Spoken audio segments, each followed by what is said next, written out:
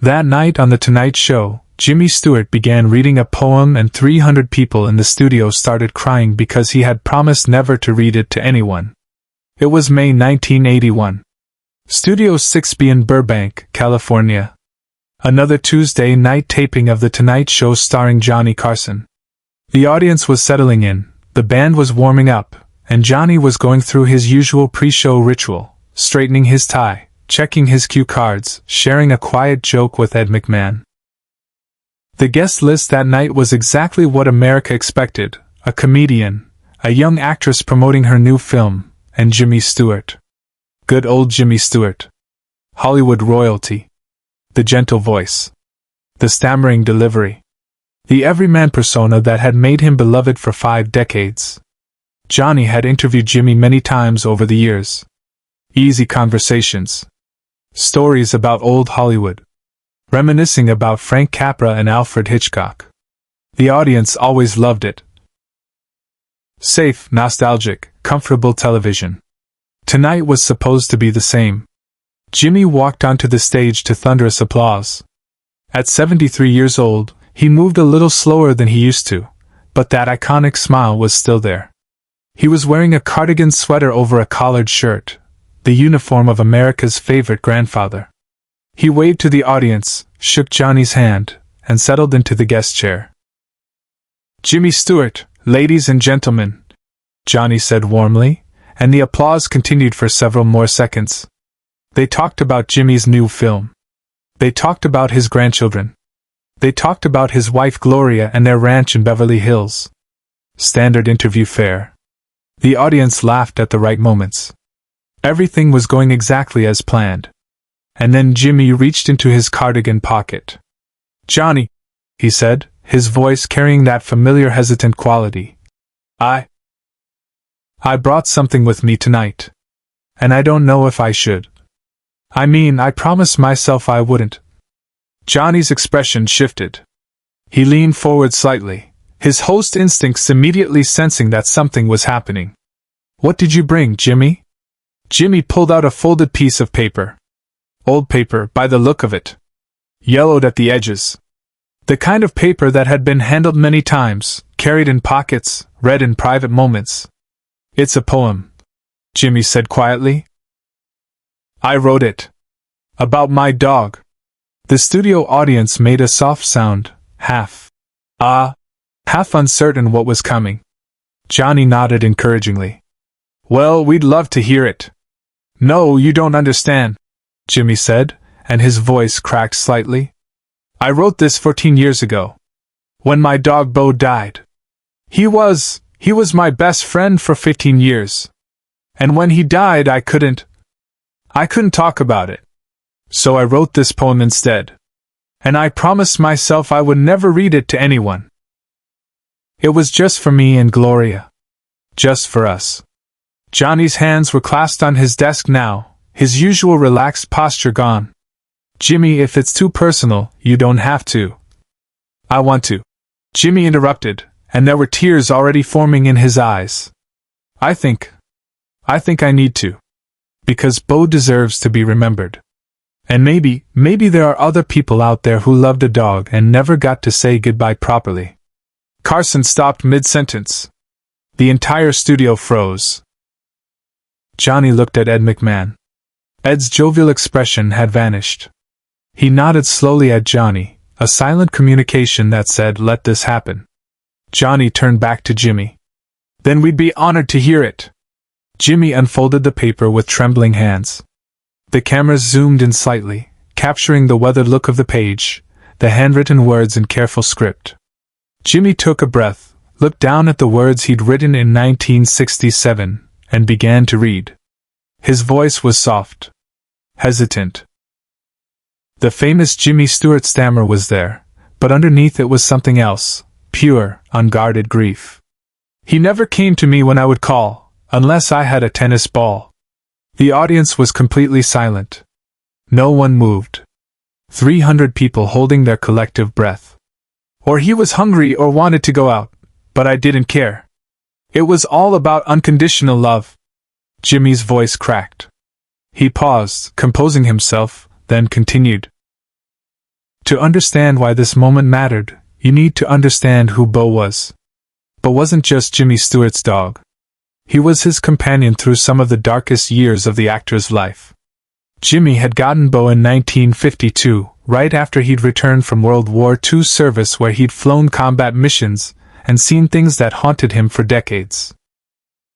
While Hollywood knew Jimmy as the gentle everyman, his family knew a man who sometimes woke up screaming from nightmares, who carried the weight of war in a way he could never fully express.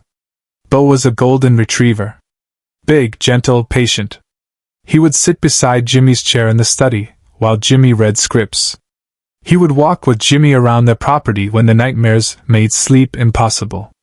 He never demanded anything. Just presence. Just love. Gloria Stewart, Jimmy's wife, would later say that Beau saved her husband's life. Not dramatically, not in some single heroic moment, but in the quiet accumulation of days when having something to care for, something that loved you without question or judgment, made the difference between holding on and letting go. For 15 years, Beau was there. Through movie premieres and award shows and the chaos of Hollywood, Beau was the constant.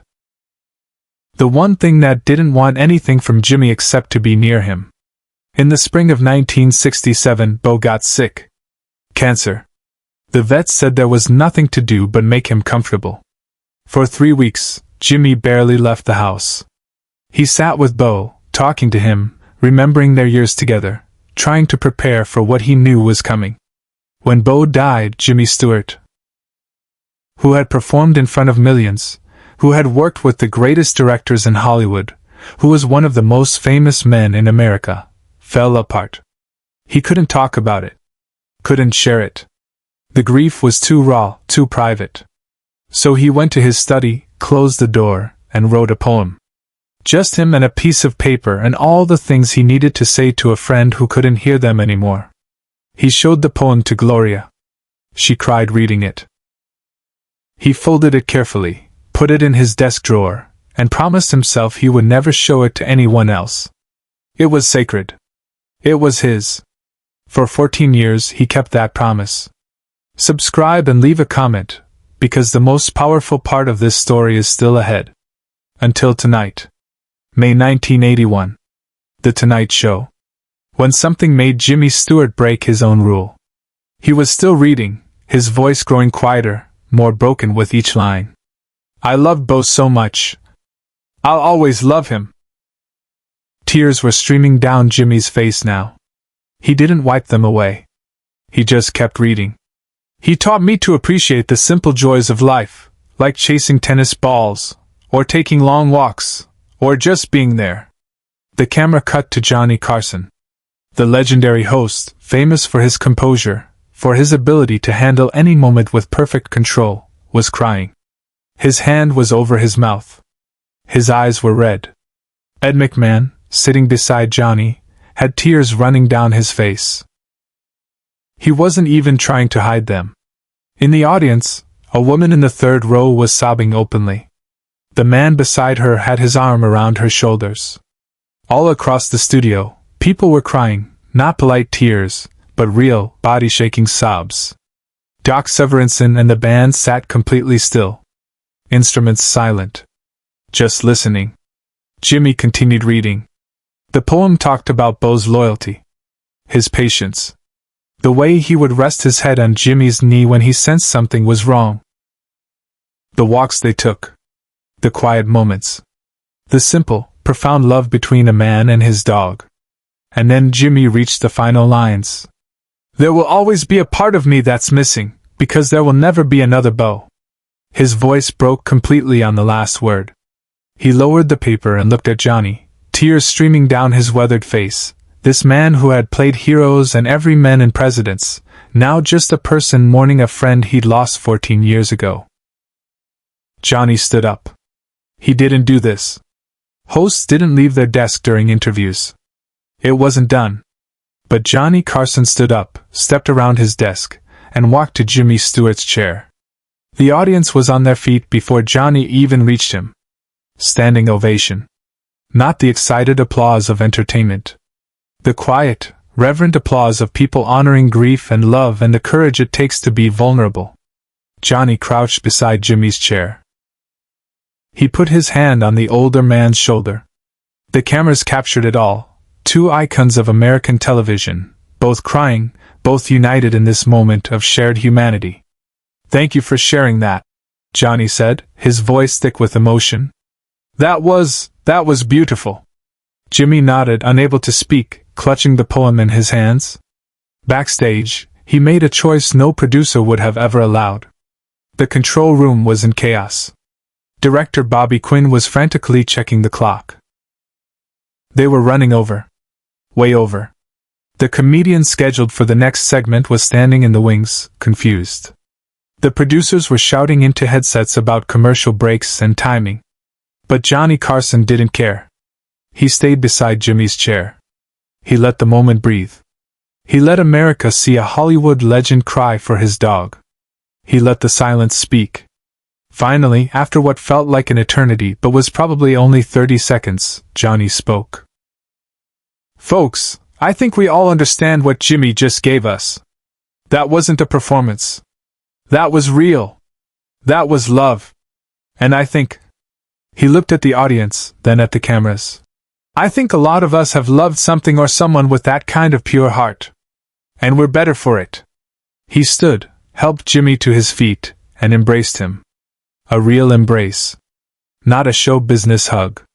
Two men, both crying, both understanding something profound about loss and love. But this was the moment no one in the studio, nor anyone at home, ever saw coming. When they separated, Johnny turned to his desk. He opened the top drawer, the same drawer where he kept his personal items, the things that mattered to him beyond the show. He pulled out a photograph. "Jimmy," he said, "I want to show you something. I've never shown this on air before." He held up the photo. The cameras zoomed in. It showed a young Johnny Carson, maybe in his 20s, sitting on a porch with a black Labrador. "This was my dog when I was starting out in radio," Johnny said. "His name was Duke. He died in 1954. I was broke, sleeping on a friend's couch, wondering if I'd ever make it in this business. Duke was all I had. And when he died," Johnny's voice cracked, "I couldn't save him. Couldn't afford the vet bills. I've never forgiven myself for that." The studio was absolutely silent. "I've never told anyone that story," Johnny continued. "Not on this show. Not anywhere. But hearing your poem, Jimmy, I think maybe it's time we stop pretending that loving something that deeply and losing it doesn't break us. Because it does. And that's okay." Jimmy was looking at Johnny with an expression of profound understanding. These two men, both icons, both performers who'd spent decades entertaining America, were finally dropping the masks. Johnny carefully folded Jimmy's poem and handed it back to him. "Will you do me a favor?" "Anything," Jimmy said. "Don't hide that anymore. That poem deserves to exist in the world. It'll help people. I promise you it will." Jimmy nodded slowly. He looked down at the paper in his hands, then back at Johnny. "I'll think about it," he said quietly. The show went to commercial. During the break, Johnny and Jimmy stood together beside the desk, still holding their respective photographs. One of Beau, one of Duke, two men who had carried private grief for decades, finally sharing it. When they came back from commercial, Johnny made an announcement. "We're not doing the rest of the show tonight. What just happened is enough. More than enough." The audience stood again. Applauding not for entertainment, but for truth. Share and subscribe. Make sure this story is never forgotten. 3 months later, Jimmy Stewart published the poem in a small literary magazine. It was reprinted thousands of times. Letters poured in from people around the world who had loved and lost their own companions. The poem became a quiet classic, read at pet memorials, shared in grief groups, helping people say goodbye. Johnny kept the photograph of Duke in his desk drawer until his final show in 1992.